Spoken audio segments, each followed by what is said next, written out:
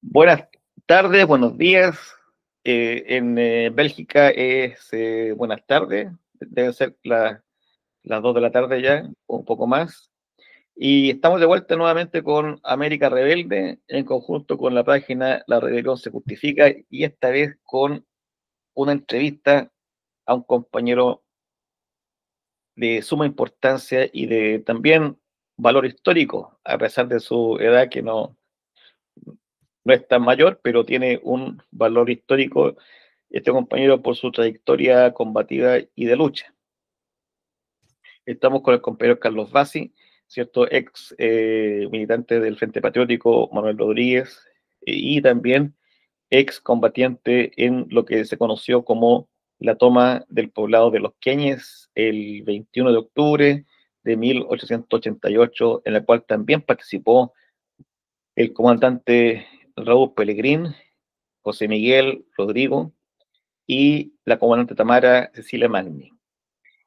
Esta entrevista tiene un valor central, ¿cierto? Es muy importante porque va al rescate de la memoria combativa, pero de la memoria combativa sobre un hecho muy, muy importante, que es la toma de Los Queñes, Agua Clara, Pichipillagüén y La Mora, en forma simultánea por columnas del Frente Patriótico Manuel Rodríguez, en lo que se conoció como la irrupción de la Guerra Patriótica Nacional, la GPN.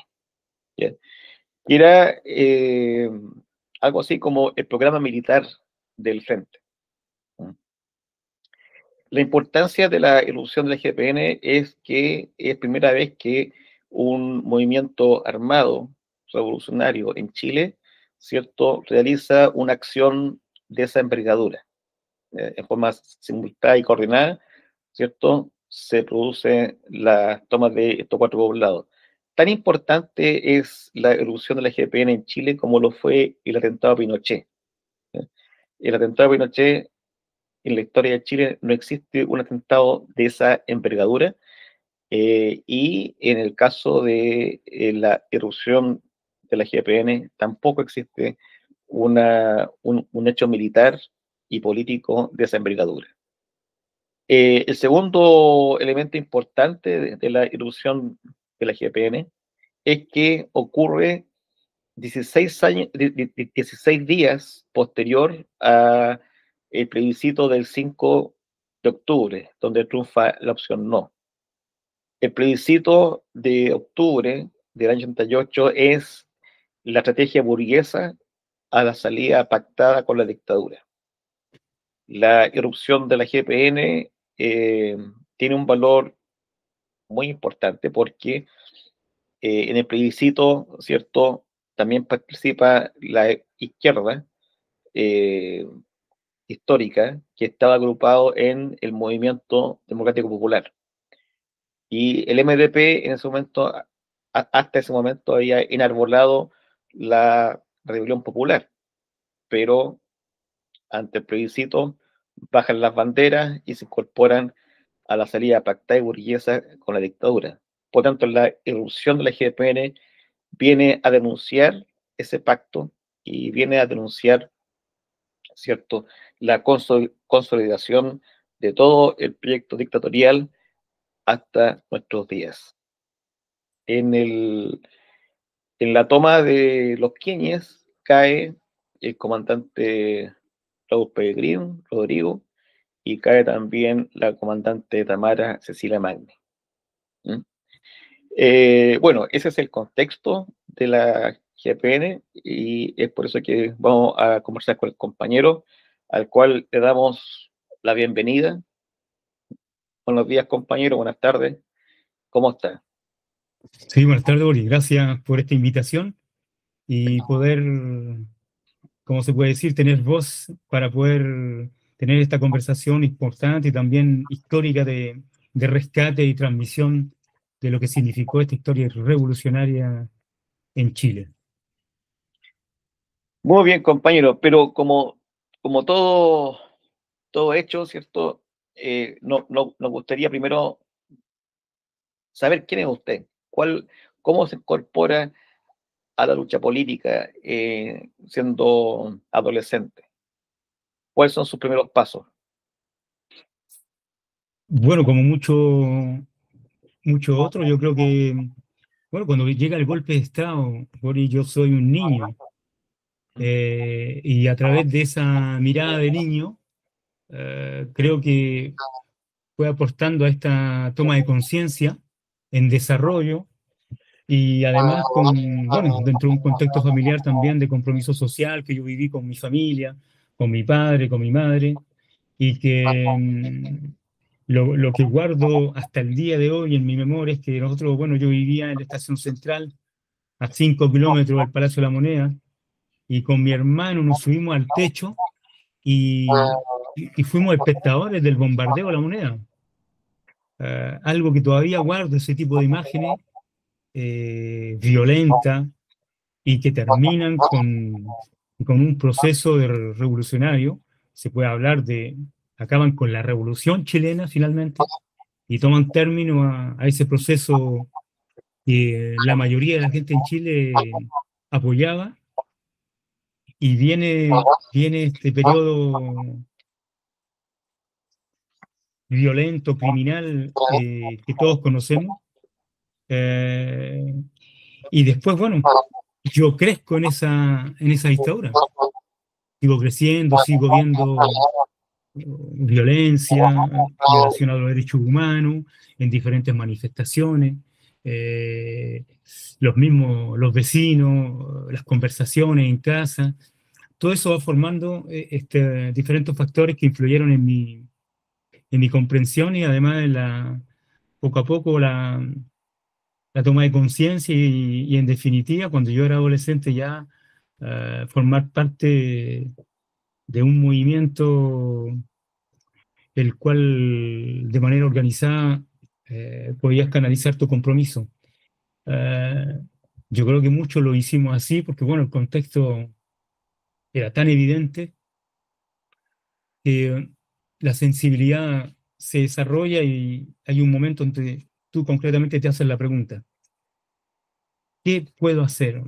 La cosa del quehacer es una de las cosas más importantes dentro de un ser humano. Yo creo que la interrogación de lo que uno piensa, de lo que uno hace, es como un ejercicio filosófico que participa en un momento dado a hacer cosas. Y evidentemente que en el país, en Chile, yo creo que luchar contra la dictadura era un paso casi evidente frente a tanta injusticia, tanta violencia, tanta criminalidad y todo lo que sufrió el golpe de Estado mismo, en los días de la semana eh, que fueron ocurriendo estos hechos, con detenidos desaparecidos, torturados, ejecutados, o sea, eh, es demasiado como para no darse cuenta de lo que estamos viviendo. Eso fue más o menos, y después, bueno, yo creo que yo formo parte de las Juventudes Comunistas, en donde yo creo que comienza un proceso de desarrollo para mí personalmente, siendo un adolescente, y me voy preparando, que yo creo que eso me sirvió ir desarrollando elementos de comprensión, lo que yo puedo hacer, lo que estoy viviendo, que es súper importante porque creo que pensar globalmente eh, sirve para aumentar francamente la eficacidad de las acciones locales. Pero eso es un trabajo de estudio, es un trabajo de educación ideológico, en donde que es permanente, eso no se termina, digamos, no tiene fin. Es un trabajo permanente para que las circunstancias políticas y los contextos van cambiando, van evolucionando, y para no perder, digamos, los valores de lo que nosotros perseguimos a través de la revolución, ese sistema social que nos permite vivir tranquilo, en paz, en respeto, con dignidad y particularmente con soberanía, necesita este camino. Yo creo que es una parte de trabajo casi obligatoria que tienen todos los partidos revolucionarios. Entregar educación en todos esos aspectos para que la gente vaya aumentando, digamos, la conciencia y particularmente la comprensión de lo que vivimos. Eh, eh, y así, bueno, me fui organizando. Después de la Juventud Comunista, bueno, yo formo parte del frente que venía, digamos, naciendo 10 años después del golpe de Estado. Creo que eso forma parte de un proceso también, aunque yo creo que el espíritu rebelde y de rebeldía nace con el golpe de Estado militar, criminal, y que se va desarrollando y va teniendo también resistencia, porque creo que la lucha armada en sí que se desarrolló en Chile es como una píldora difícil de tragar, Mm, es muy polémico, porque bueno, los poderes también influyen en ese concepto, el concepto de la violencia, como si la violencia pertenece a las instituciones públicas, a la mm, justicia, al Estado, y las explosiones sociales, la gente en sí, los trabajadores, no tienen derecho a la violencia organizada para poder luchar contra la injusticia. Yo creo que eso necesita una aclaración política, ideológica, revolucionaria, porque la violencia en sí es necesaria frente a los modelos claro, criminales que hemos vivido. claro, lo que tú dices en esta última parte es fundamental, porque si uno revisa todos los análisis escritos sobre la dictadura, ¿ya? Sobre la transición, Ujú, ya sea desde la óptica de la derecha, del centro o la izquierda, todos hablan de la dictadura de alguna forma, en forma abstracta, eh, como si fueran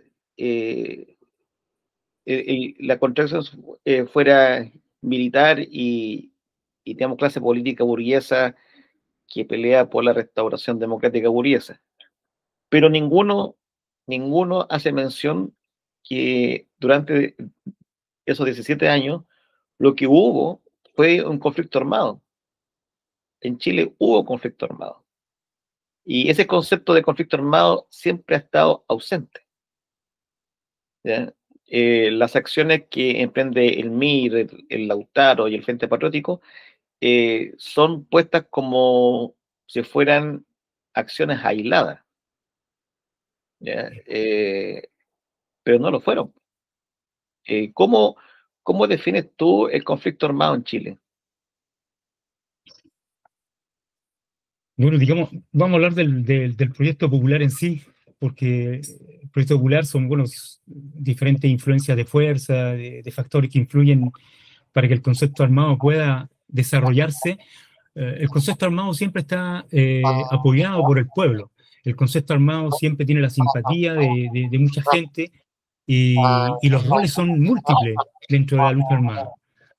Digamos que están las primeras líneas, está la gente, las redes que ayudan, que es como es muy necesario para que ese tipo de proyectos pueda sobrevivir frente a un enemigo tan potente, tan criminal, que no se hace ninguna pregunta en cuanto a la violencia, porque goza impunidad realmente. Mm, Entonces la violencia del enemigo es utilizada sin ningún límite.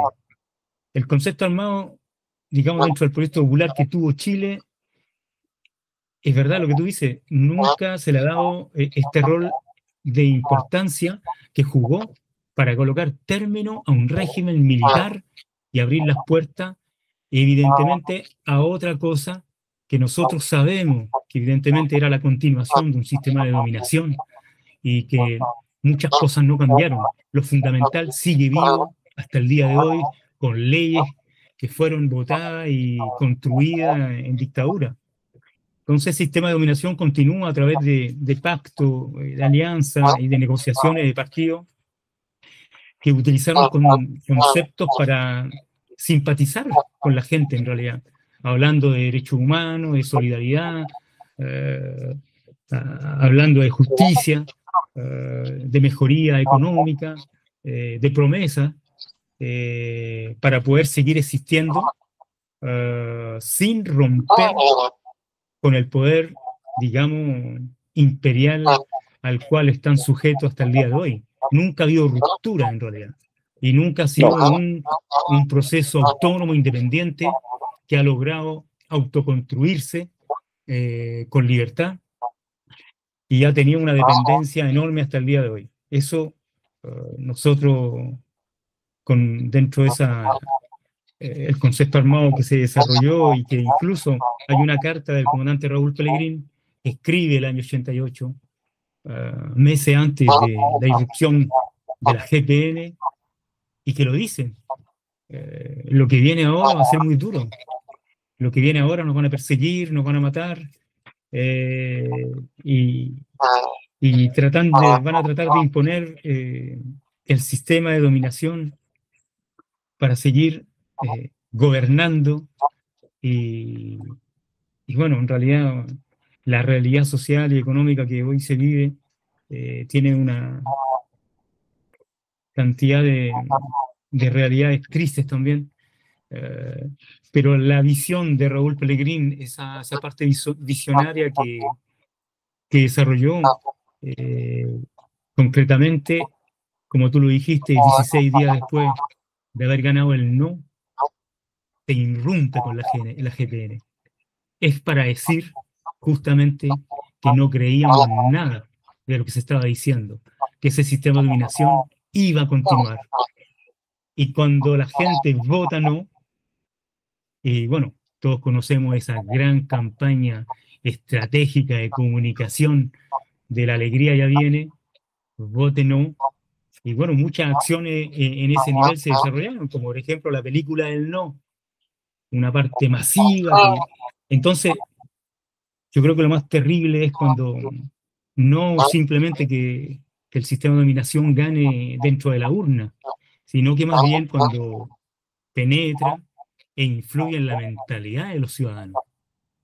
Cuando entra en su mentalidad, yo creo que estamos lejos y podemos hacernos la pregunta: ¿qué capacidad tenemos nosotros de comunicación, de educación, de poder avanzar a través de iniciativas, digamos, sociales, mismo si podemos decir no son suficientes, evidentemente, claro? Claro. Ahora, la irrupción de la GPN, ¿cierto? El año 88, se da también en un periodo bastante delicado del Frente Patriótico, porque prácticamente hace un año o 2 años que se había separado del Partido Comunista.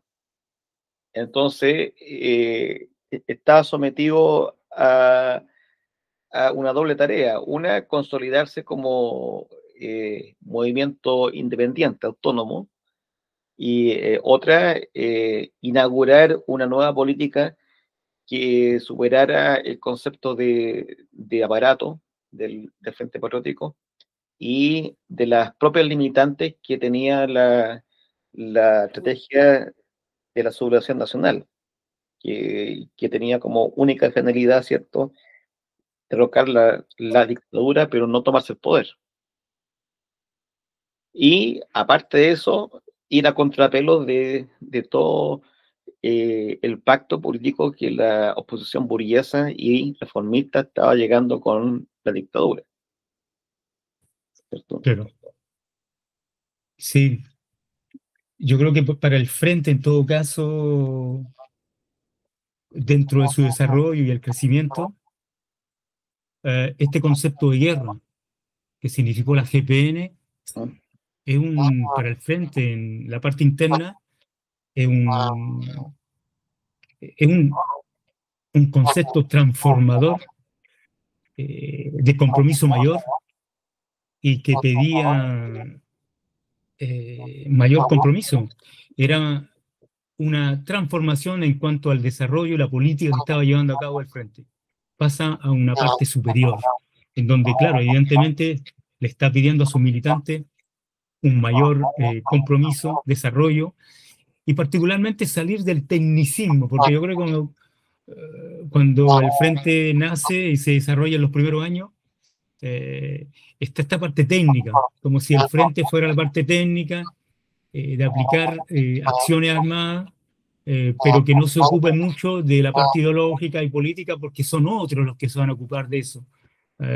pero que al mismo tiempo van a controlar esas acciones y van a dirigir y van a aceptar o no, pero a partir de la irrupción con el concepto de guerra de la GPN, se marca una diferencia grande en donde hay esta libertad y, y que evidentemente se sabía que perder la red de apoyo de lo que significaba el Partido Comunista, mismo estábamos claros que el Partido Comunista había renunciado a la política de rebelión y que estaba optado. Yo creo que eso comienza a generarse en el año 86 y que se va produciendo sin ninguna declaración este alejamiento y que se concretiza en junio o julio del 87.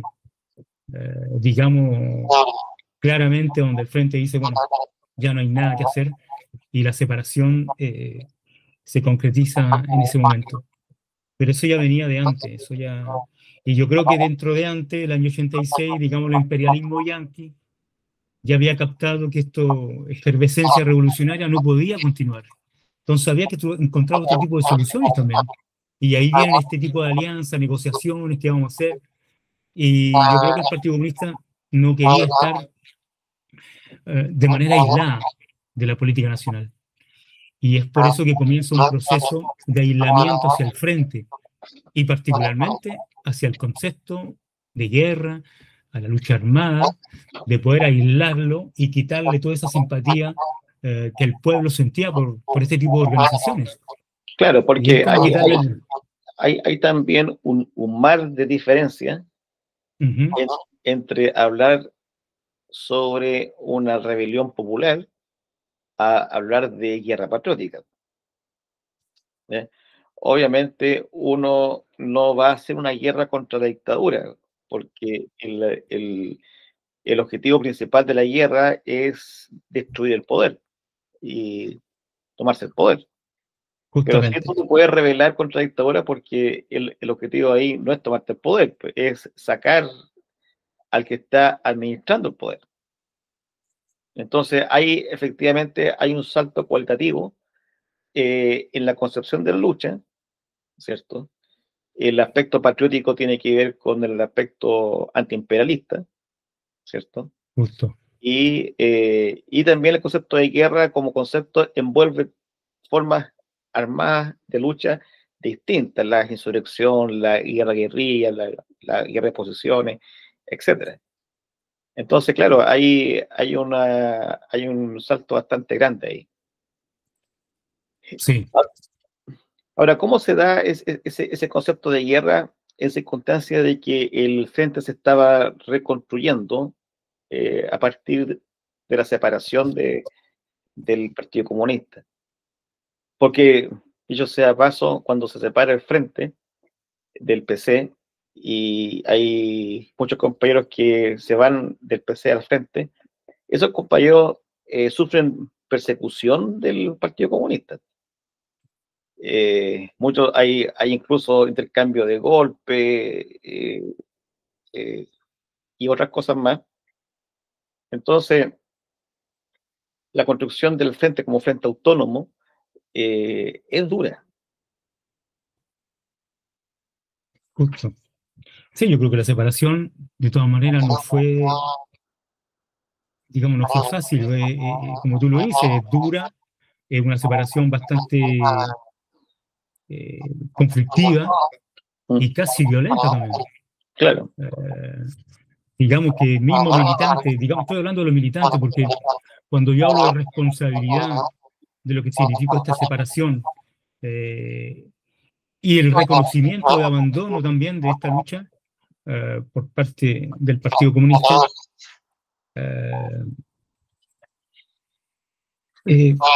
porque no existe ninguna declaración, digamos, oficial, pero la crítica va hacia la dirección, hacia los dirigentes. Digamos que existían todavía militantes que incluso teníamos lazos de amistad, pero que creían fidelmente en el partido, lo que decía el partido. Digamos que había esa parte un poco difícil de dialogar, digamos, había un diálogo que estaba casi ya roto de partida. Entonces las críticas venían hacia a los militantes del frente que se estaban separando y que querían construir algo nuevo, queriendo llevar a cabo este concepto de guerra y seguir luchando contra un sistema que lo que estaba haciendo era instalarse y poder eh, seguir desarrollándose de manera salvaje, porque el neoliberalismo, el ultraliberalismo que se desarrolla en Chile hasta el día de hoy es terrible para la gente. O sea, Claro, no había demandas que habían sido respondidas de manera social, digamos, favorable a nosotros. Entonces claro, hay una cosa terrible que sucede en ese momento, pero el frente toma el riesgo sabiendo que esa carta que escribe el comandante Raúl Pellegrini, en una carta muy pequeña, en pocas palabras, pero que esencialmente habla de eso, lo dice, y lo podemos interpretar, y yo creo que le faltó tiempo a Raúl Pellegrini, le falta tiempo para el desarrollo de este concepto, muere ahí en el intento del lanzamiento de esta claro. guerra patriótica nacional, y, y patriótica porque somos patriotas en realidad. Manuel Rodríguez, un luchador anticolonial, Mm. Raúl Peregrín siempre habló del pluralismo, de todos los militantes que podían llegar al frente, todo el mundo era recibido, había una parte abierta que era bien recibido todas las personas que querían luchar de manera organizada contra este régimen. Ahora, Hay un salto, ¿sí? el, el, el, el nacimiento de Frente fue desde su inicio muy complicado, porque dentro del mismo Partido Comunista hubo sectores que no estaban por la lucha armada, eh, y, y claro, y eso también, y otros sectores que siempre habían estado en su zona de confort, que era el Parlamento. Entonces, contradecía totalmente la historia del Partido Comunista. Y el antecedente más cercano al frente fue lo que ocurrió bajo la dictadura de González Videla, que el secretario nacional de organización, Luis Reynoso, ¿cierto?, Ujú. plantea enfrentarse con las armas a la dictadura, y ahí se produce un quiebre, que es el reinosismo, ¿cierto?, en la época, en contra de las posiciones más reformistas del PC. Luis Reynoso después deriva en lo que fue la fundación del MIR, ¿cierto? Todo eso. Y, Ujú. y claro, por los sectores que están en contra de la fundación del Frente, ahí hay casos emblemáticos, como Luis Guastavino, ¿cierto? Que cuando se produce el atentado a Pinochet, Guastavino era vocero del PC en Argentina, y dicen que era la CIA, que era un autoatentado, y cuando se da a conocer que había sido el Frente, las opiniones que él tiene con respecto al atentado no fueron muy, digamos, muy corteses. Bueno, Guastavino después pasa a ser parte del Partido Socialista, otros cuadros del PC se van al PPD, qué sé yo, entonces el conflicto era real, ¿cierto? Y el reformismo clásico que se queda en el PC empuja para volver al Parlamento, ¿cierto? Y dentro de ese contexto, claro, los jóvenes combatientes que se educan en Cuba y hacen su experiencia combativa en Nicaragua y El Salvador, llegan a Chile con otra visión, o sea, de la efectividad de la guerra revolucionaria, ¿cierto? Y la efectividad de la construcción de un partido político-militar. Claro. No, pero ahí estamos hablando del elemento principal eh, del cual, digamos que si analizamos, por ejemplo, tú me preguntas cuál es la causa de todos tus problemas. Mi respuesta es evidente, que es el capitalismo, el imperialismo, que es el causante de todos mis problemas que yo he tenido en mi vida. Mm, Y es no solamente yo, somos nosotros.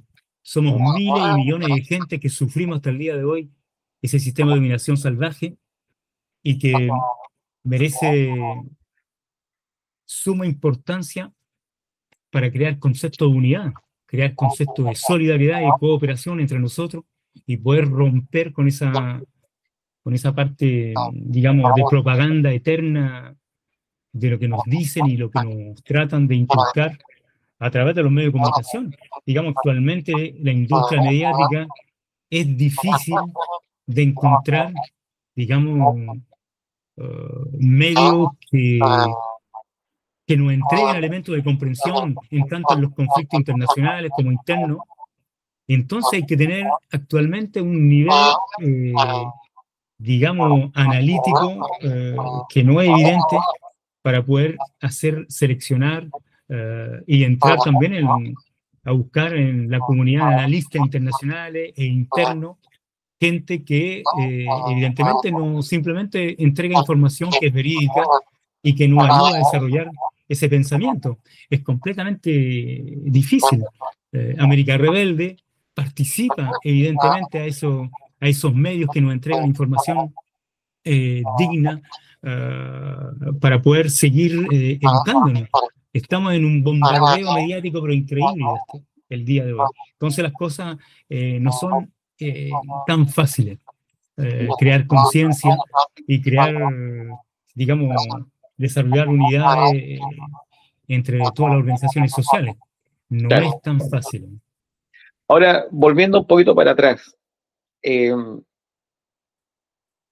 y también el periodo de la formación del Frente Patriótico como movimiento autónomo, no quiero decir que no se dé antes, ¿cierto? Cuando el Frente estaba al alero del PC, pero se da más claramente con el Frente Autónomo. Hay toda una valoración y un impulso a lo que se conoció y se conoce todavía como la moral rodriguista, ¿cierto? Y la moral rodriguista está relacionada también con el rol del jefe rodriguista, que tiene que dar el ejemplo en la lucha concreta, en las tareas concretas, ¿cierto? Y es por eso que Raúl Pellegrín y Tamara participan en los Keynes, siendo los máximos dirigentes, ¿cierto? Sabiendo el riesgo que eso implicaba. Eh, ahora, está esa moral rodriguista, y yo he escuchado varias veces de otros compañeros que en el caso del comandante Raúl Pellegrín, él era una especie de Manuel Rodríguez dentro del frente, porque participaba en la escuela de formación como un alumno más, ¿cierto? En la idea de conocer de primera fuente el sentir, las necesidades del militante rodriguista de base. ¿Era así? Sí, yo creo que, mira, cuando uno conoce al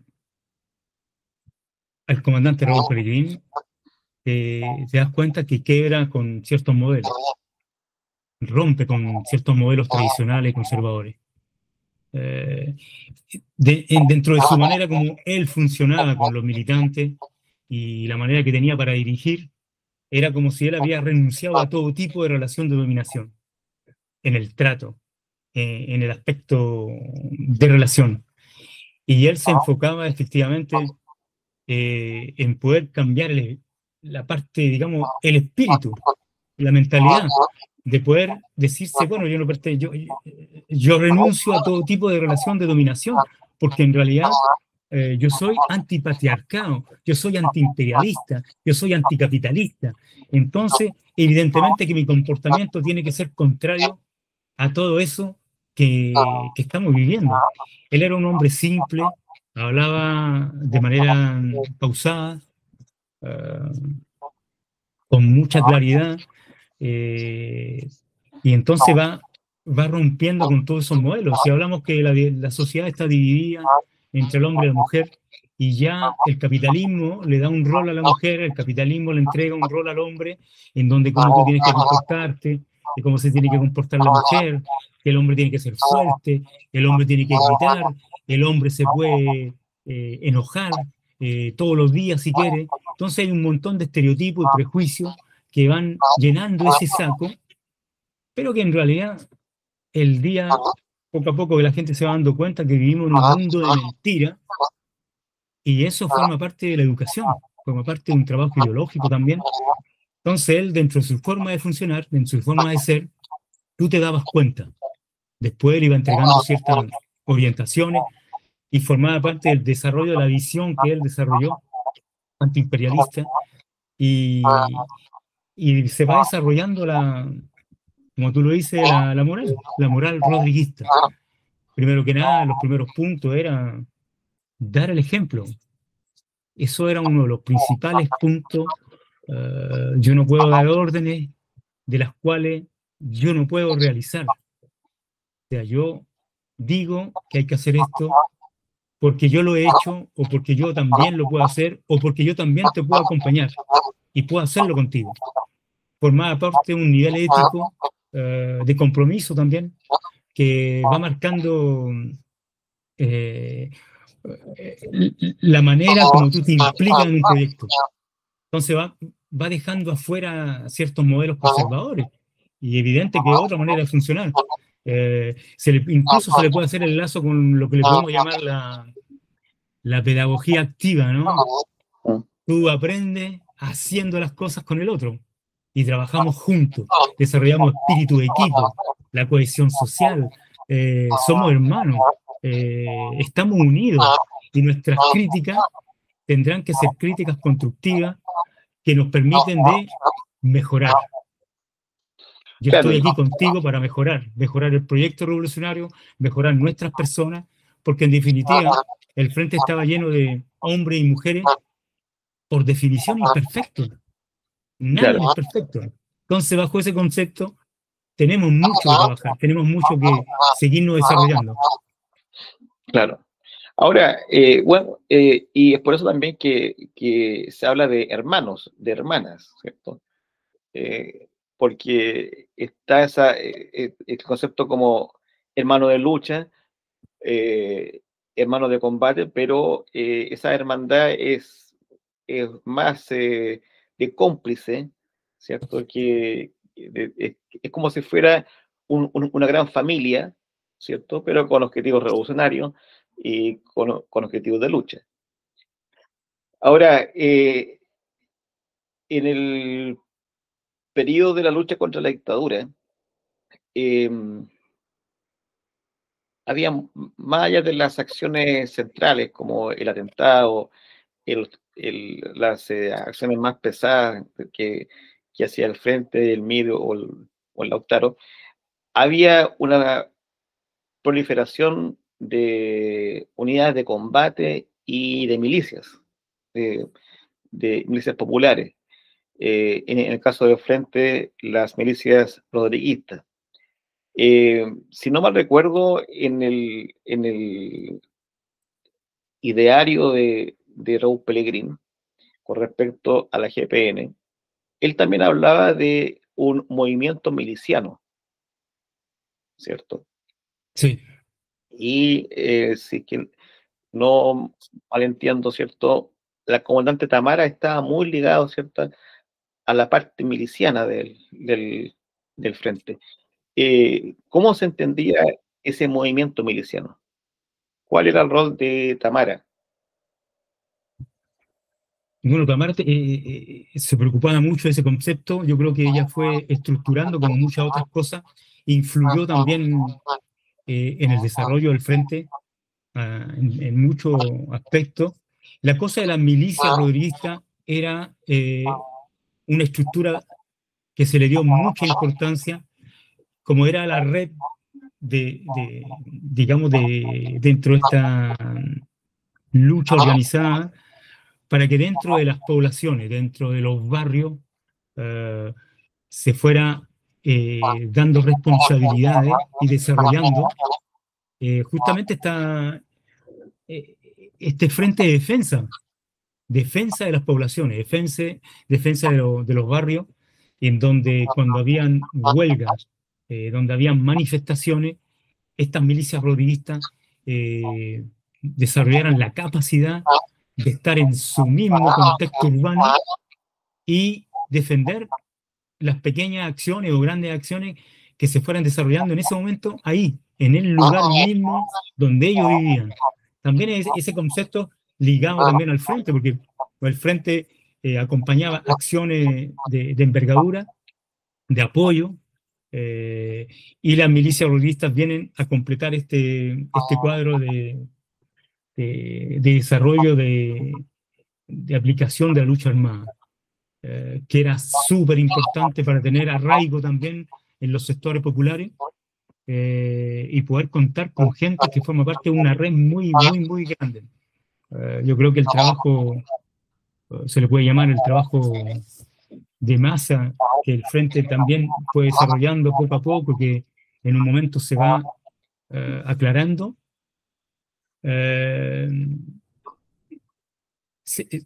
Justamente con ese concepto de guerra, la GPN, que transforma, transforma el Frente dentro de una nueva organización con una visión política, va creando todo esto, va creando, reforzando ya ideas que eran nacientes de algunos años atrás, pero que se va dando cuenta que todo esto es un desarrollo muy global, y es una manera también de abarcar muchas cosas. Tú no te puedes quedar localmente arraigado a cosas y modelos. No, era un desarrollo, forma parte del desarrollo transformador. Eh, Porque en el frente también se creía que había que cambiar lo que había que cambiar. Hay cosas que cambiar dentro del desarrollo de la lucha armada, evidente. Y también en la parte personal de los militantes, como en la parte orgánica, y la evolución también del discurso y de la comprensión, cómo se va dando la lucha. Ahora, José Carlos Mariátegui tiene una frase muy conocida, ampliamente utilizada, que es: ni calco ni copia, sino creación heroica. ¿Sí? Ni calco ni copia, sino creación heroica.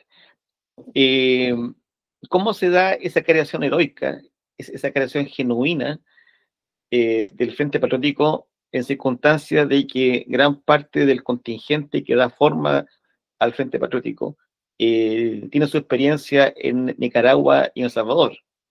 Entonces, inevitablemente,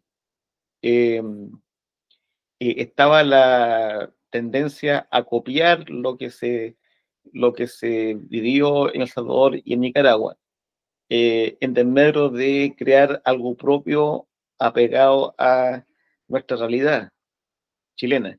¿Qué tanto del proyecto de la GPN y del Frente Autónomo era creación patriótica y qué tanto era una adaptación de lo que se vivió en Nicaragua y en El Salvador?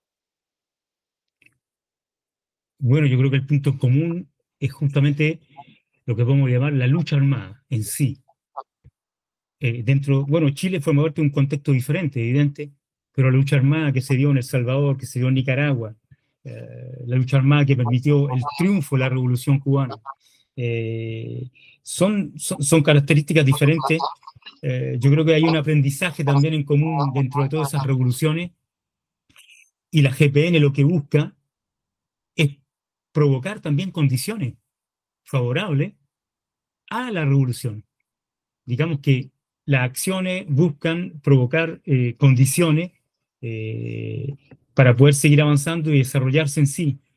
Yo creo que también la GPN muestra que es posible luchar contra la dictadura, que es posible derrocarla también, dentro de un espíritu de combate. Se utiliza la cordillera de los Andes porque, bueno, Chile goza de una cordillera de norte a sur, y es evidente que la lucha también iba a pasar en terrenos rurales, implicándose también y creando redes con el campesinado de la cordillera. El campesinado de la cordillera ayudó al frente, hubieron mucha gente que prestaba ayuda, lo que se le llaman los ayudistas, las ayudistas del frente, gente muy valiosa y que gracias a ello eh, se logra instalarse, vivir en la cordillera, eh, poder hacer todo un plan de estudio, camino de salida, cuáles son los centros económicos que se pueden atacar, eh, un estudio geográfico también, y también del conocimiento del terreno, que es súper importante cuando la gente va a caminar en la cordillera, tiene que conocer el terreno.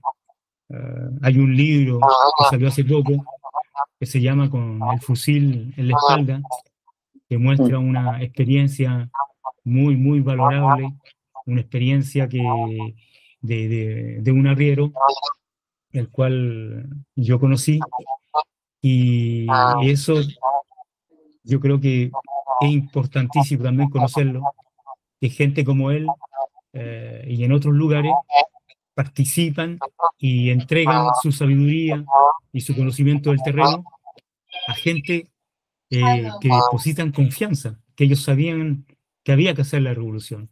Entonces forma parte de esa red solidaria con gente muy valiosa. Las milicias rodillistas también forman parte de eso, los arrieros, la cordillera. Son todos esos aspectos y factores que influyen dentro de una lucha armada de característica chilena.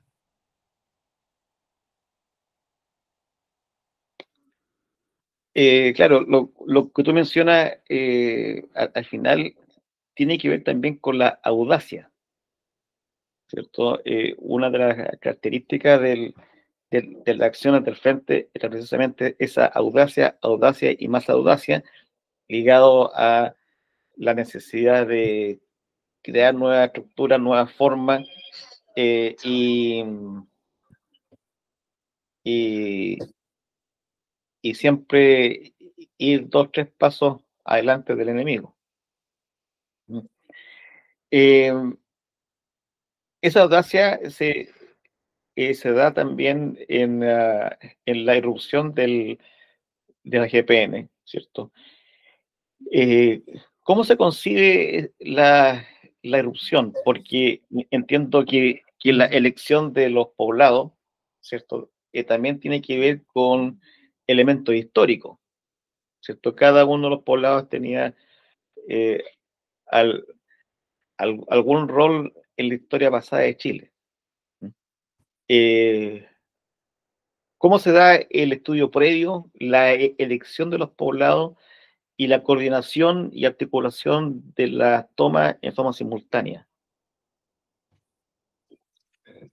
Bueno, primero que nada, nace el concepto de guerra, se va desarrollando. Yo creo que esta parte francamente, a partir de la división con el Partido Comunista, este concepto de guerra inmediatamente comienza a tomar eh, madurez y a desarrollarse y toma pie.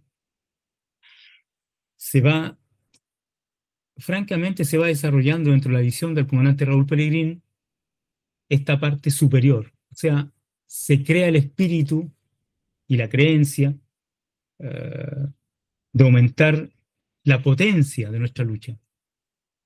Y esta aumentación pasa por este proyecto, que es un proyecto serio, un proyecto de madurez política, madurez revolucionaria, de rebeldía, que es la GPN. Eh, lo, se crean grupos concretamente de estudio que se van a la cordillera. Aquí participa personalmente el comandante Raúl Peregrín, Tamara, donde, claro, caminábamos juntos en la cordillera y se iban analizando las cosas, cuál es el plan, es que esto nos sirve, esto no, esto va a ser complicado, esto tenemos, mira, tenemos un ejército aquí, entonces, todo eso es un estudio que tomó meses, pero sabiendo que eso sí se iba a llevar a cabo. La idea era justamente irrumpir eh, cuando se sabe que va a haber una consultación nacional en donde yo creo que las conversaciones, hipótesis que se fueron un poco desarrollando en ese momento, era que, bueno, el dictador no se iba. El dictador no se iba y entonces había que aumentar esa potencia y que íbamos a tener eh, el apoyo de la gente, porque la gente iba a estar, no iba a estar contenta con ese resultado. Bueno, se da que gana el no. Evidentemente, el sistema no iba a cambiar. Los gobiernos de alianza iban a perpetuar ese, ese sistema económico que no era para nada favorable para los trabajadores. Y había todo un trabajo técnico de, digamos, de estudio, en donde hay diferentes equipos que estudian, y después está la toma de decisiones que se dice, muy efectivamente, este pueblo es el que hay que hacerlo con este equipo, aquí están los jefes que van a coordinar, y hay una coordinación que lleva a cabo personalmente el comandante Raúl Pellegrini, eh, apoyado de Tamara, que Tamara formaba parte de, digamos, de- bueno, Tamara siempre estuvo ahí, Tamara siempre estuvo apoyando, influyendo en el desarrollo del frente como organización. Eh, yo creo que ese desarrollo de irrumpir y toda la preparación que hubo antes, también se logra un aumento, digamos, en la comprensión de los militantes que participan en esas acciones de preparación y que van comprendiendo poco a poco la importancia de ese proyecto y la importancia de irrumpir y demostrar que es posible hacer acciones de envergadura, con mucha importancia, con más riesgo, y es para mostrar valentía, porque como te explicaba, era aumentar la potencia de lo que significaba la, la implicación del frente en la política nacional. Ahora, eh, claro, la toma de los poblados simultáneamente echa por tierra la fiesta del sí y el no, ¿cierto? Esa fiesta burguesa donde se conquistaba la democracia con un lápiz y un papel, como decían como Claro, si la lucha armada no los, hubiese existido, ¿cierto? claro. Eh, Y yo creo que tienes razón lo que tú estás diciendo, esta fiesta burguesa, y que hasta el día de hoy han querido borrar el claro, concepto de guerra, la lucha armada, los militantes, las personas que dejaron la vida en la historia chilena a través de todas estas luchas y que han querido suprimirla, francamente, e incluso hasta distorsionar la verdadera historia que nosotros la conocemos, pero que no ha tenido relevancia a través de los medios de comunicación, porque, bueno, la intención es completamente contraria. claro, y siempre han tratado de presentar a los movimientos armados como movimientos de jóvenes desquiciados, aburridos en la casa, qué sé yo, sin ningún, y llenos de problemas familiares. Entonces, la, eh, la única forma de escape es jugar al guerrillero, y estos movimientos no tienen ninguna conexión con el pueblo, son burbujas. Pero la realidad es totalmente diferente, porque eh, en el caso del Frente Patriótico, ¿cierto? El amor del pueblo, de los trabajadores a la figura rodriguista, era y sigue siendo enorme el respeto a su combatividad, al rojo, a la audacia, y también existía un terror, un miedo patagüino, ¿cierto?, de los servicios de exterminio, le hace la CNI, con respecto al Frente Patriótico. Hubo muchas veces que cuando se iba a producir un enfrentamiento con algún rodriguista, los chanchos preferían escapar que antes de enfrentarse, cosa que ocurrió en el atentado a Pinochet, donde los boinas negras, que eran los guardias, se arrojan, se Claro, lanzan abajo, ¿cierto? Cerro abajo, y cagado miedo. claro. ¿Eh? Justamente, pues, claro, ahí ven lo que es el enfrentamiento y Claro, aparte de manera real, de manera concreta, claro, y se dan cuenta que es posible hacer un atentado contra Pinochet, es posible hacer justicia social, es posible ir más allá y aumentar esa capacidad de lucha. Se claro, dan cuenta de eso. y ahí en el fondo lo que se enfrenta es la moral revolucionaria de un combatiente armado y la moral burguesa carcomida de un milico burgués. ¿Eh? Claro, la moral burguesa en todos los planos es una mierda, pero en el plano militar, los milicos del Estado son bravos y son valientes cuando torturan, porque cuando están en combate son de una cobardía, pero supina. ¿Mm?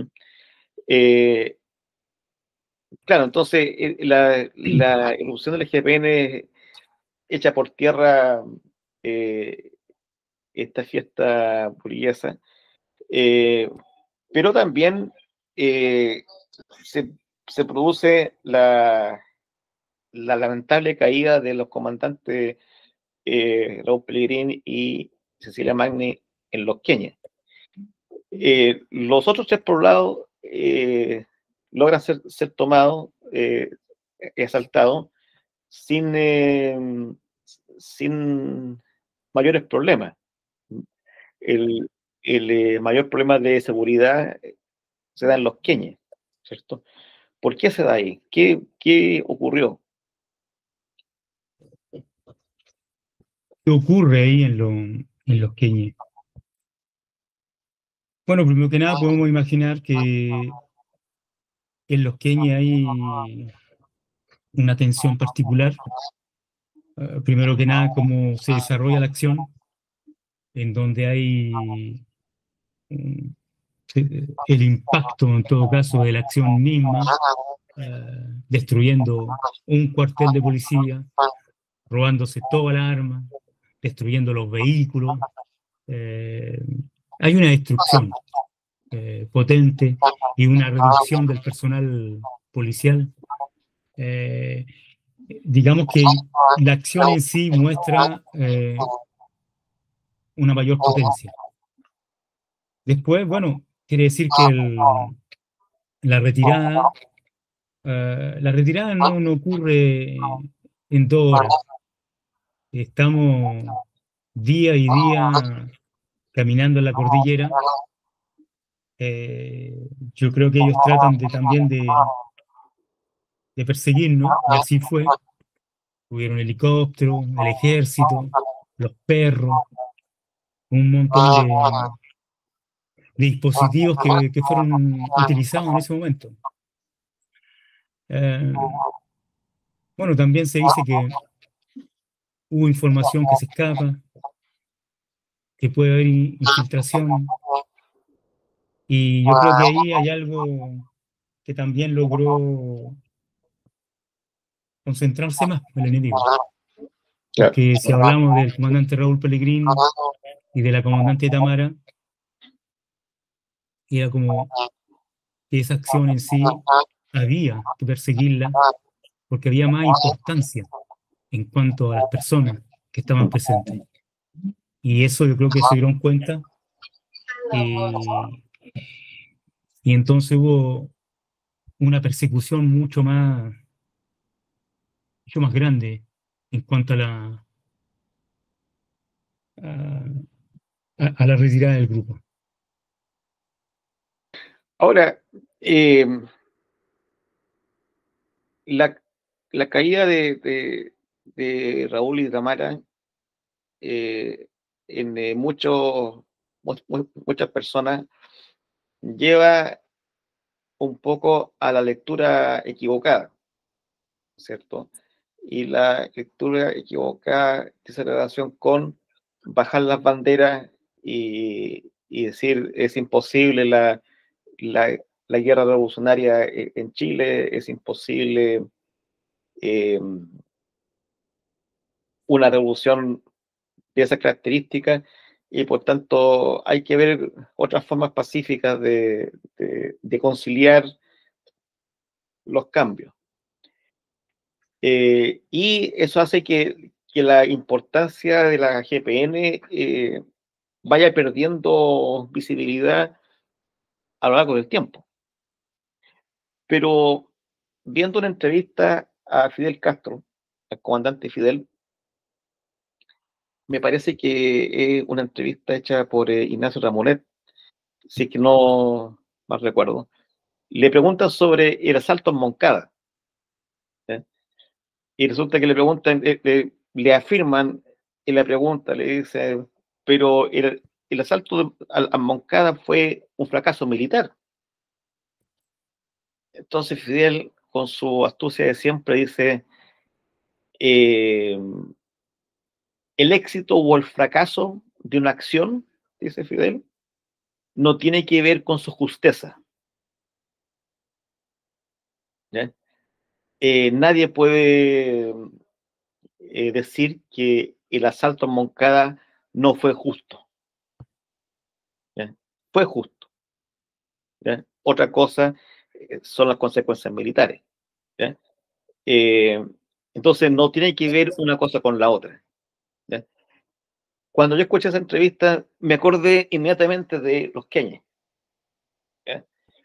El éxito o el fracaso de los Keynes aparente no tiene que ver con la justeza de la acción.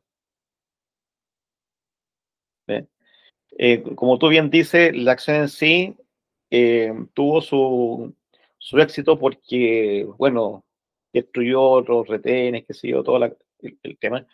La consecuencia posterior, que es dramática, porque caen dos compañeros Claro. importantes y claros intelectualmente, pero eso no quita la justeza. ¿Ve? En términos del término justeza, ¿cómo defines tú la GPN? Para mí, bueno, ¿qué te voy a decir? Los días más tristes para mí fueron esos días donde la gente cantaba, la alegría ya viene, sabiendo que eso, en ese momento, en todo caso, mismo si tú habían interrogaciones y a lo mejor preguntas que todo el mundo se hacía, pero tú sabías que eso iba a continuar, que no estábamos viviendo el triunfo de una revolución, que no estábamos a las puertas de la independencia y la autonomía de Chile. Estábamos viviendo un engaño y una traición que iba a tomar años nuevamente para que algo pudiera suceder, para que la gente despierte o podamos darnos cuenta del gran engaño donde toda la clase política participa directamente en esa traición hacia el pueblo. Entonces, cuando tú hablas de justicia, tienes mucha razón, porque son días con mucha sombra, con poca claridad, estamos hablando a nivel nacional, pero que la acción y las acciones en sí tenían un valor de mucha importancia para nosotros. Era un proyecto transformador, con mucha seriedad, y que buscaba romper eh, ese hilo de engaño, acciones que podrían participar a una aclaración del contexto político de dominación que estamos viviendo. Eh, Lamentablemente, como tú dices, la acción, particularmente de los queños, termina de forma dramática. eh, y, y yo me doy cuenta que a veces las personas son irreemplazables. Comandante Raúl Pellegrín, Tamara, eran personas únicas, mismo si lo decimos con todos nosotros, pero nunca fuimos capaces de reemplazar porque eran irreemplazables. El frente cae en una... Es como cuando alguien se está ahogando y hace todo lo posible para no hundirse hasta, hasta el final. Y al final es una organización que, bueno, estoy hablando de manera orgánica, no logra sobrevivir a ese contexto potente del enemigo. Eh, Queda la historia y queda también el aprendizaje, porque uno aprende demasiado con todo ese accionar y esos proyectos, y el aprendizaje es muy grande y profundo, ¿no? Mm. Ahora, ¿cómo no repetir eh, esos errores y esas lecciones que nos da la historia, ¿no?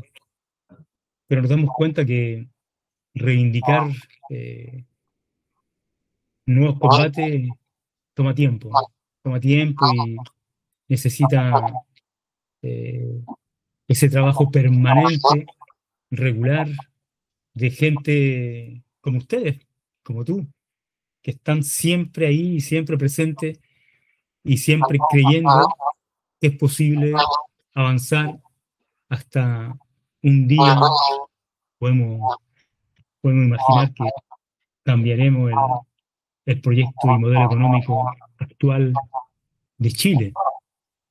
El antiimperialismo es una lucha permanente.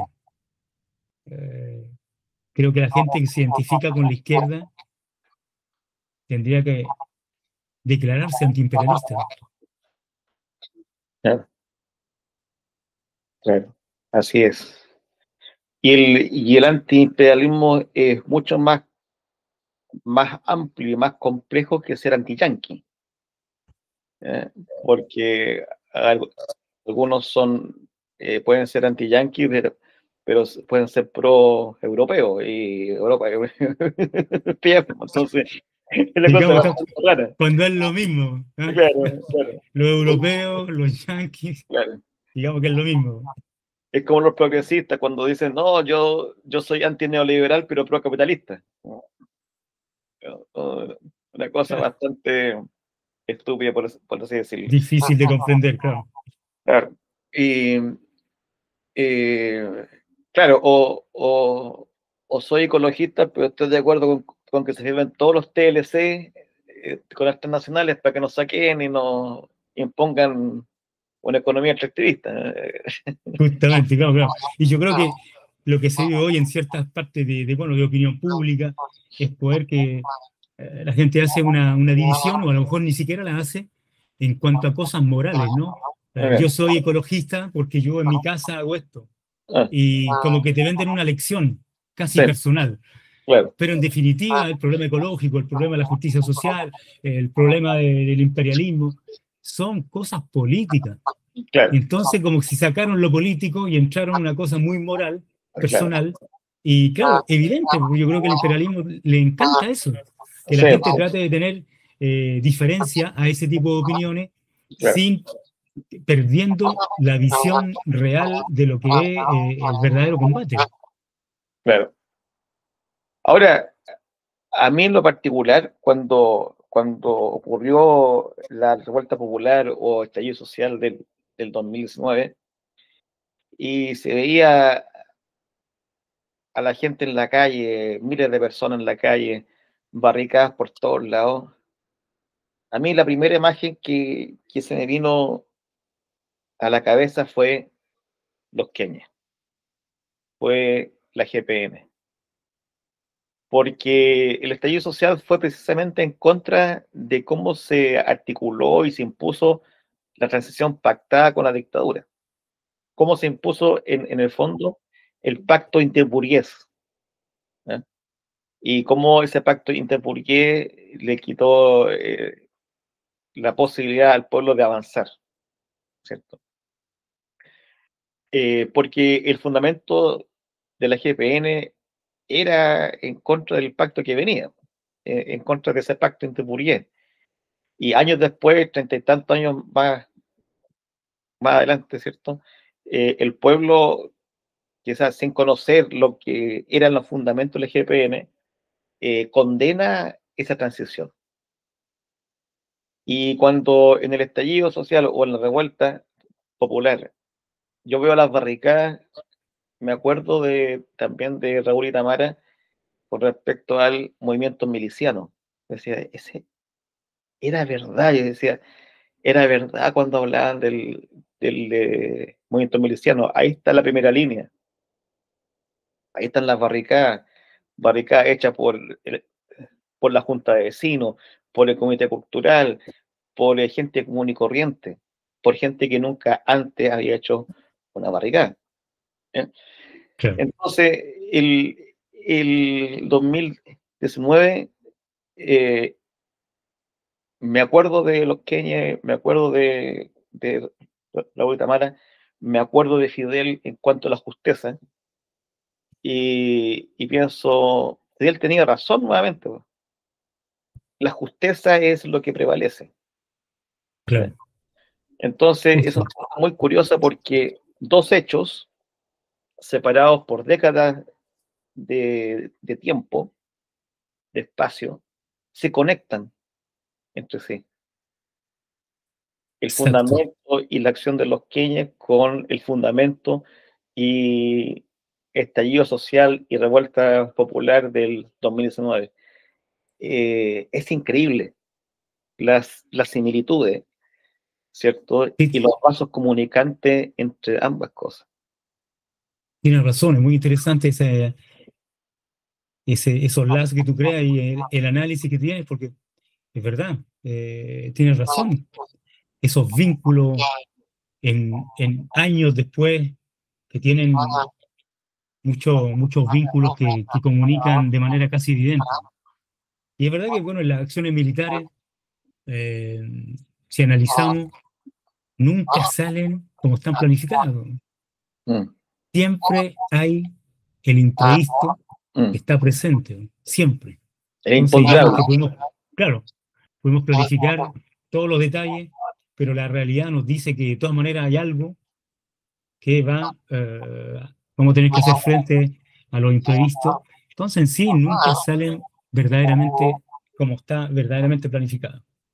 Claro, porque en los Keynes, como tú bien relatas, ¿cierto? Se destruye la comisaría, los vehículos, y en el estallido, no tengo la cifra acá, pero hubo centenares de ataques contra comisarías y, y con fuegos artificiales, con lo que fuera, digamos.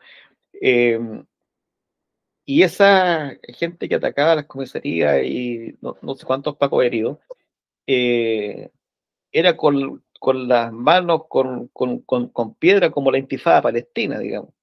¿Eh?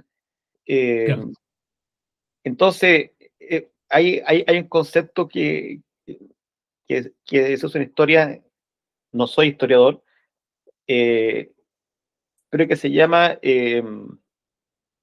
proceso histórico de larga duración. ¿Sí? Y más o menos lo que yo entiendo por eso es que no es la fecha en que ocurre un hecho histórico, sino que es el proceso que se desprende de ese. Entonces, claro, desde esa perspectiva, lo que ocurre el 21 de octubre del año 88, ¿cierto? Es un proceso que se inicia, ¿ya? Y que se emparenta todo ese proceso hasta el 2019, donde irrumpe no la GPN, sino que la revuelta popular. Porque es ese proceso desde el año 88 hasta el 2019 lo que transcurre y es la transición en general. La revuelta popular viene a terminar la transición, ¿cierto? Y se inicia otro ciclo, ¿ya? Claro. Pero los ecos más remotos de la revuelta popular es en Los Cañes, ¿ya? El Hay un, origen de... el, el, en el tema jurídico se podría decir que el asalto a los 4 poblados es el juicio y la revuelta popular es la condena a la transición, ¿eh? Yo me preguntaba que cuando veía todas estas marchas, decía, ¿qué hubiese dicho Raúl? ¿Qué hubiese dicho Tamara al, al respecto? ¿Eh? Estarían como chanchos en el barro porque dirían, puta, estábamos en lo cierto, Claro, ¿eh? Quizás justo, los imponderables o las malas conductas de algunos que andaban por ahí, ¿cierto? Nos jugó una mala pasada, pero eso no significa que el proyecto no haya sido el correcto. justo. Que Y ahí los lo que hechos tú dices, la históricos, visión de justeza. claro, los hechos históricos le tienen razón. Y, y era interesante y divertido ver cómo los que alimentaron por mucho tiempo la idea de que la democracia se conquistó con un lápiz y un papel, eh, les temblaba la pera cuando el pueblo estaba en Claro, las calles, ¿ya? Y se tuvieron que tragar el tema del lápiz y papel y reconocer que existía una violencia popular legítima ante un modelo de opresión, dominación y explotación totalmente inhumano e injusto, ¿eh? claro. Entonces, es interesante ver ese periodo como tal, como tal. Ahora, dentro de eso, ¿cuál es la vigencia de la GPN? El 2028 se cumplen 40 años de la GPN. ¿Cuál crees tú que es su vigencia, su peso histórico?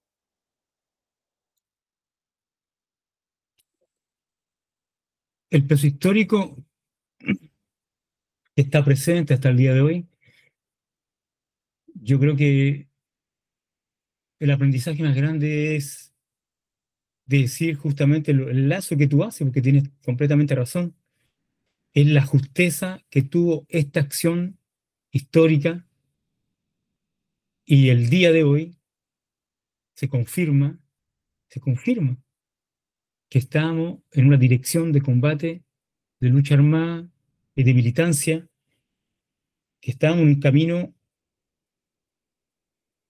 correcto con respecto a lo que significa el modelo actual salvaje, económico, en donde las demandas sociales no han sido respondidas y que si le preguntamos a la gente en esos años cuáles eran sus reivindicaciones, sus demandas, y el día de hoy hay una similitud terrible.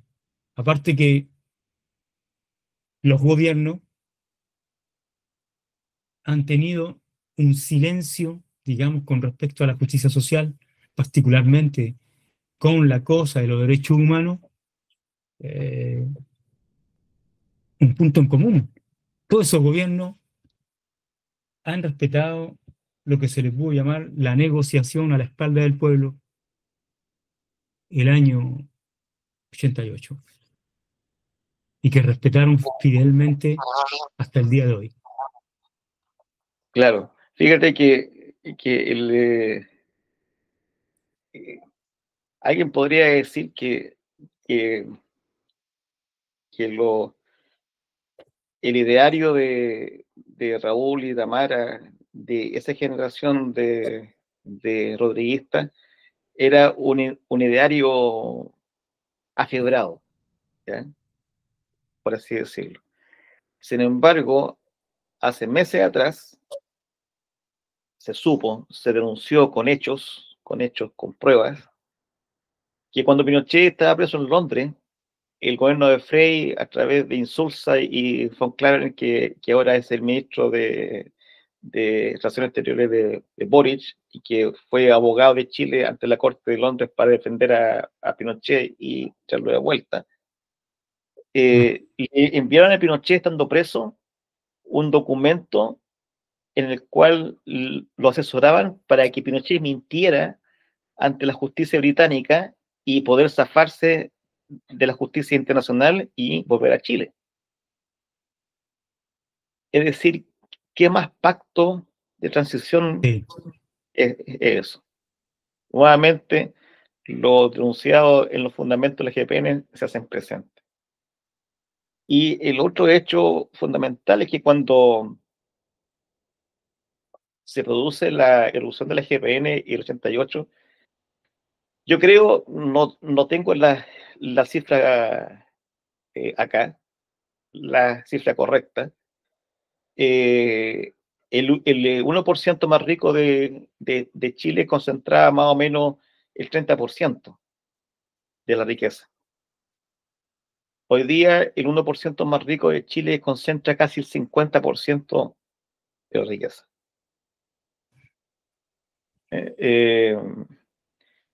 En Chile, en tiempos del 88, habrá habido sus 30% de pobres, de pobreza.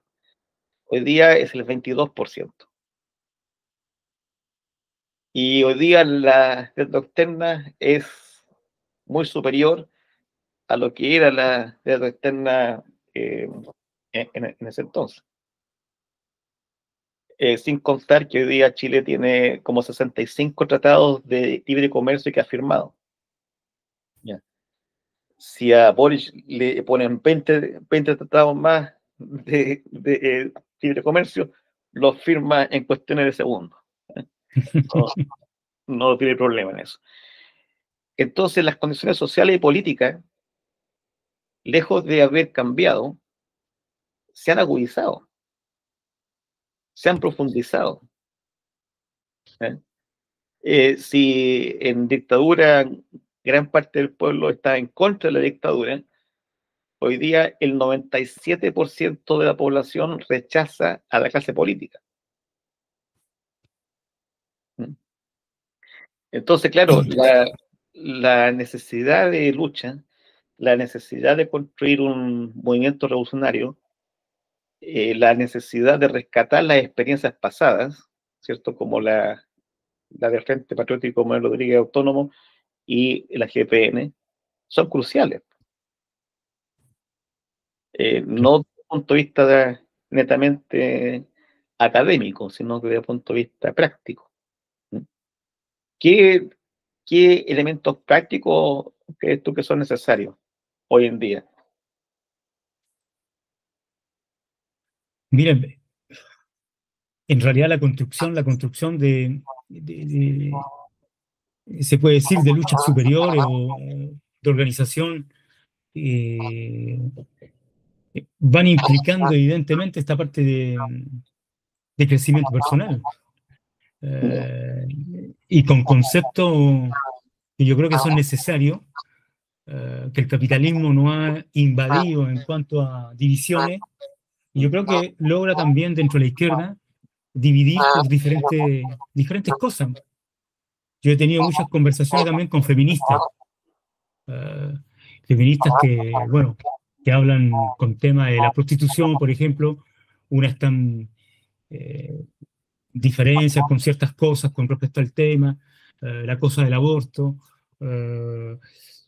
bueno, diferentes temas que se pueden ir multiplicando y que van haciendo las cosas complicadas en el sentido de la parte de la unidad orgánica para poder crear una fuerza de organización mucho más grande. Entonces tú te vas dando cuenta que cuando se logra esa inyección de yo no estoy de acuerdo contigo por cierto tema, pero la finalidad en realidad, ¿cuál es la finalidad? Cuando se comprende la finalidad de la lucha, yo creo que podemos sobrepasar ciertas barreras y cosas que a lo mejor pasan a segundo grado, porque lo más importante en realidad es siempre tener presente que la revolución no la hace una persona, la hacen los pueblos. Y es necesario tener presente esa parte de trabajo de cooperación, porque los criterios de solidaridad actualmente, el capitalismo lo ha robado todo, lo ha borrado. O sea, la gente no tiene confianza. Entonces, ¿cómo a través de encuentros, a través de eventos, logramos recrear esa confianza en los proyectos revolucionarios? Pero eso más bien estamos hablando de proyectos, digamos, de la base, primero que nada, eh, talleres que implican crecimiento ideológico. Las acciones tácticas, yo creo que son mucho más fáciles en el sentido de organización, poder crearla, incluso hasta con mucha creatividad e invenciones, pero sin esa base eh, de una comprensión y de puntos en común ideológico, a veces es difícil pasar a esa parte de planificación táctica en donde, sí, de todas maneras muestra un nivel superior de lucha. Es súper importante, yo creo que forma parte incluso hasta un proyecto de educación permanente, que no se puede dejar de lado, sí, imposible, imposible. La gente que siempre va a estar dentro de la lucha, evidentemente se prepara educativamente, ideológicamente y también técnicamente para hacer frente a todo lo que la exigencia de los movimientos y, y las luchas que vienen. Así es. Compañero, yo en lo personal podría seguir toda la tarde conversando con usted. Eh, hay un montón de temas que se me quedan en el tintero, o sea, que están aquí presentes en la mesa, pero por Claro, factor tiempo, por respeto su tiempo, ¿cierto? No puedo seguir. Le agradezco harto su disposición. Eh, en lo personal, la verdad es que me ha costado hacer la entrevista porque eh, yo vengo de la generación que creció en el liceo, claro, eh, con una profunda admiración al Frente Patriótico y al comandante José Miguel. ¿Eh? Eh, Cuando los compañeros del PC me decían, ¿tú estás con la fracción? Yo le decía, no, o sea, no es ninguna fracción, es el todo. claro, El todo. claro, Ustedes son la fracción. Decía yo, ¿eh? justamente, Nosotros claro. bueno. Entonces, como a muchos, la, la caída de Raúl y Tamara fue un golpe bastante fuerte, no solamente desde el punto de vista político y de proyectos, sino que también emocional, porque, bueno, esos dirigentes habían calado muy hondo en, en miles de personas. Entonces, es parte del periodo, es parte del proceso. Hace un día atrás, ¿cierto? Falleció la compañera Marcela Rodríguez, ¿cierto? Bautizada por la prensa burguesa como la mujer metralleta. Y al ver la foto, ella enmascarada, ¿cierto? Saltando un poco, eh, me trajo recuerdos de esa época. ¿Ya? Como que la historia se volvió rápidamente para acá. Y eso mismo ocurre a través de la entrevista. Ciertos conceptos que uno va rescatando, memorias que uno va desempolvando en un contexto totalmente diferente, pero con la misma lucha de clase, ¿eh? Y con los mismos traidores que ahora se pavonean en la tele y que se van de Justo. candidato ahora. Así que te agradezco mucho tu paciencia, tu disposición. Espero, quiero, digamos, dejarte amarrado para una siguiente entrevista, eh, para seguir ahondando estos temas, ¿no? Y dejarte invitado a que participes con nosotros en América Rebelde, que, que sea nuestro reportero en, en las Europas, ¿eh? Claro. No, yo también te agradezco, Boris, enormemente este encuentro de manera cordial y fraterna. Creo que el desafío es grande porque recorrer la historia y los proyectos revolucionarios de Chile con organizaciones como el Frente que fueron perseguidas y además clandestinas, Mm. recomponer eh, toda esa historia, para mí en todo caso, son verdaderos desafíos para gente como tú, para América Rebelde también, que quiere transmitir eso, que es súper importante y te lo agradezco de todas maneras, poder rescatar esa historia que es nuestra historia, en realidad. Claro, mira, Así que muchas gracias. el proyecto más ambicioso que uno tiene, ¿cierto? El siguiente. Así como en la Academia Militar, ¿cierto? En la Academia de Guerra Militar, hay una asignatura que se llama Historia Militar de Chile, ¿eh? Yo creo que es necesario escribir el primer tomo de la historia militar del pueblo. El pueblo de Chile tiene por sí solo una historia militar para atrás. Están plagadas las historias de sublevación, insurrección, el estallido, levantamientos populares, eh, que llega hasta nuestros días, y eso hay que rescatarlo, hay que escribirlo. Y es también uno de los objetivos de esta entrevista, ¿cierto? Empezar a indagar hacia atrás, eh, en la historia, y llegar hasta Lautaro y sus famosas tácticas militares contra los españoles, pero necesario. Muy bien, compañero. Muy bien. Muchas Un gracias. abrazo Un a abrazo la grande. distancia y te lo Y, agradezco de corazón. y como decimos acá, la rebelión se justifica, ¿cierto? Eso, Nos vemos. justamente. Que esté bien. Seguimos en contacto. Vale, que estés bien. Chao, chao. Muchas gracias. Chao.